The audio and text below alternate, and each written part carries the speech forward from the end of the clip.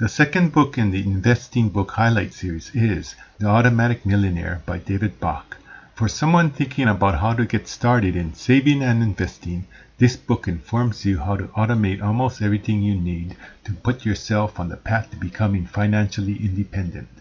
The steps are addressed in a sensible order, and there are some practical worksheets that allow the reader to concretely see how they are doing or what they can do.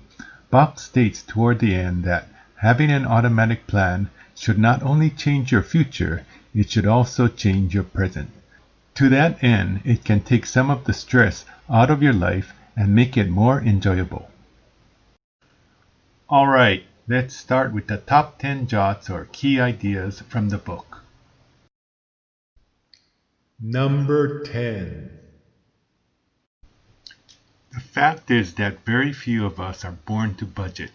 Human beings don't want to be controlled. We want to be in control.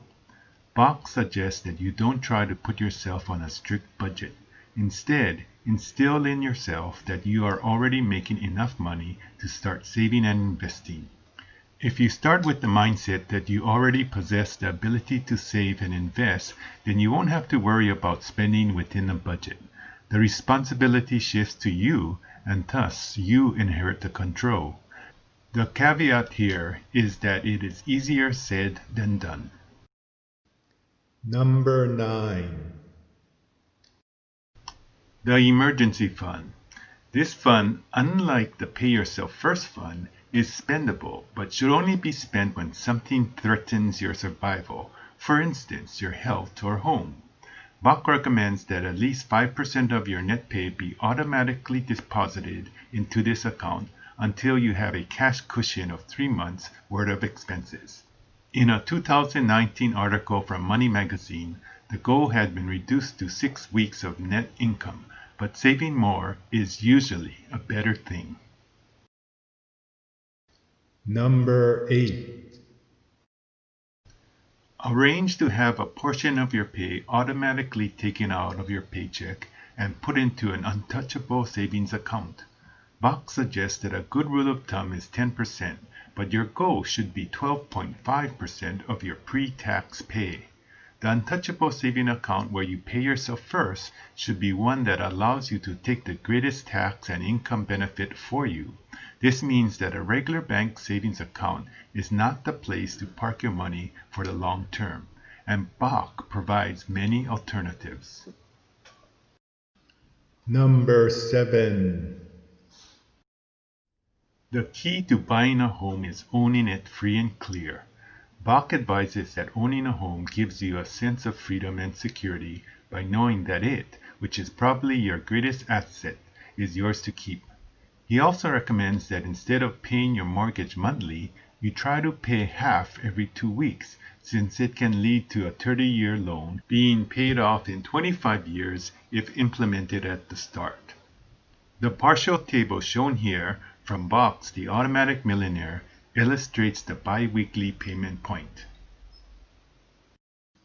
Number 6. Reduce your debt, especially credit card balances.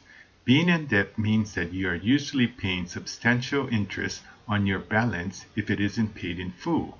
This type of trickery makes the credit card company rich while you stay poor. Bach's prudent advice is that you split your pay yourself first money in half and use half to pay off your debt. Getting rid of excessive credit cards can be done with Bach's DOLP, which stands for Done on Last Payment, to ensure that you cancel your credit cards and don't end up taking in new debt. Number 5. Set yourself up for success. Like Klassen's advice from The Richest Man in Babylon, it is important to plan and prepare to give yourself the highest probability of success in becoming an automatic millionaire. In Bach's view, having all your financial transactions become automated is the best way to have yourself get out of your way. Number 4. The more you give, the more comes back to you. Philosophical in nature, Bach implies that implementing tithing in a small role will benefit you tremendously by making you feel great about yourself. And who doesn't want to feel great about themselves? He also points out that money often flows faster to those who give, which may mean that your accumulation of money will be quicker. Number 3. Diversify your investments. The popular convention for asset allocation is buying into stocks and bonds. The younger you are, the more stocks you can own, since time is on your side, and over the long run, it usually has better returns than bonds. With an increasing amount of low-fee mutual funds and ETF, exchange-traded funds, indexes available, making a choice is becoming more complicated. But if you stick with a few that have a long successful track record, then it increases your chances of beating the market returns. These fund indexes usually track a category of stocks such as the S&P 500, utilities, technologies, etc. If you are comfortable and feel the need to invest into individual companies, be sure to do as much research on it as if you were buying an expensive electronic item and not because you got a tip from a friend.